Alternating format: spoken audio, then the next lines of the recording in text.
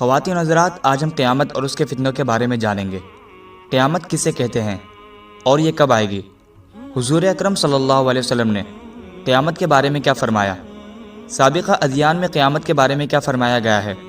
قیامت آنے سے پہلے کون کون سے فتنے برپا ہوں گے؟ ان سب سوالوں کے جواب جاننے کے لیے آپ سب ناظرین سے میری درخواست ہے کہ اس ویڈیو کو آخر تک لازمی دیکھیں۔ چلیے اس ویڈیو کا آغاز کرتے ہیں۔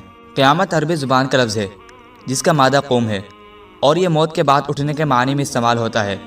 مرتضیٰ الزبیدی اس کا مفہوم بیان کرتے ہوئے لکھتے ہیں کہ کہا گیا ہے کہ اس کا مصدر مخلوق کا قبروں میں سے ایک بارگی کھڑا ہونا ہے۔ ابن منظور لسان العرب میں رقم تراز ہیں۔ روز قیامت سے مراد وہ دن ہے جس دن مخلوق اپنے زندہ و جاوید رب کے سامنے کھڑی ہوگی۔ امام راغب اصفہانی اس کا اصطلاحی مفہوم بیان کرتے ہوئے لکھتے ہیں، قیامت کے معنی انسان کے ایک بارگی قیام یعنی کھڑا ہونے کے ہیں، اور قیامت کے ایک بارگی وقوع پذیر ہونے پر تنبیہ کرنے کے لیے